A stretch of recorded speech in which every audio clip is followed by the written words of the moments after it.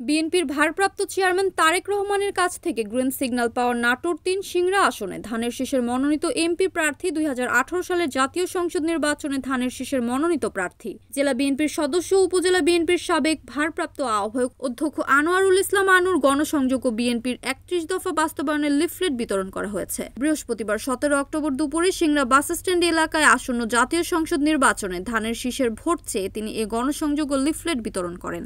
এ সময় উপজেলা ও পৌর বিএনপির নেতৃবৃন্দ উপস্থিত ছিলেন। অধ্যক্ষ আনোয়ারুল ইসলাম আনু বলেন, একটি সুষ্ঠু ও নিরপেক্ষ নির্বাচনের জন্য আমরা দীর্ঘ ১৫ বছর আন্দোলন সংগ্রাম করেছি।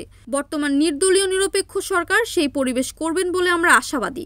তাই আগামীর সুন্দর বাংলাদেশ করার জন্য বিএনপির ভারপ্রাপ্ত চেয়ারম্যান তারেক রহমানের পক্ষে ৩১ দফা বাস্তবায়নের লিফলেট বিতরণ করেছি এবং আগামী জাতীয় সংসদ নির্বাচনে ধানের শীষে ভোট চাইছি।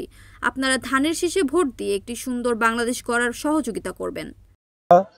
দীর্ঘ ১৫ বছর আন্দোলন করেছি একটা নির্দলীয় নিরপেক্ষ সরকারের আন্ডারে নির্বাচনের জন্য। আমাদের নেত্রী দেশনেত্রী এবং খালেদা জিয়া এবং তারেক রহমানের নির্দেশে আমরা এই ১৫ বছর শুধু একটা সুষ্ঠু সুন্দর নির্বাচনের জন্য আমরা আন্দোলন করেছি তত্ত্বাবধায়ক সরকারের আন্ডারে। দীর্ঘ ১৫ বছরের আন্দোলনে আজকে জনতার যে আমরা মনে করি যে নির্দলীয় নিরপেক্ষ সরকারের আন্ডারে যে নির্বাচনের দাবি প্রতিষ্ঠিত হয়েছে, তত্ত্বাবধায়ক সরকার প্রতিষ্ঠিত হয়েছে। আমরা চাই আগামীতে যে সরকার সুষ্ঠু নির্বাচনের প্রতিশ্রুতি দিয়েছে, যে রোডম্যাপ ঘোষণা করেছে, সেই নির্ধারিত সময়ে নির্বাচিত হবে। আমাদের নেতা জনাব তারেক রহমান সাহেব, আপনারা জানেন যে আগামীতে এই দীর্ঘ যে আমরা আন্দোলন করেছি, হাজারো ছাত্র জনতা রক্তের বিনিময়ে যে অর্জিত যে আমাদের এই যে অর্জন, এই অর্জনকে আমরা ধরে রাখার জন্য আমরা অবশ্যই আগামী দিনে একটা সুন্দর বাংলাদেশ দেখতে চাই। সেই সুন্দর বাংলাদেশ গড়ার জন্য আমাদের নেতা শহীদ রাষ্ট্রপতি জিয়া রহমানের সুযোগ্য সন্তান জনাব তারেক রহমান সাহেব নতুন বাংলাদেশ গড়ার প্রত্যয় নিয়ে আগামী দিনে রাষ্ট্র কাঠামো সংস্কার ৩১ দফা কর্মসূচি দিয়েছে।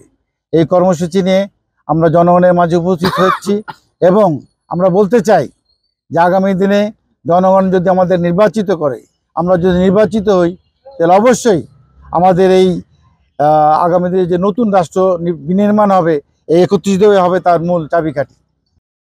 Mohammad Motaleb Hossain, NAN TV, Singra.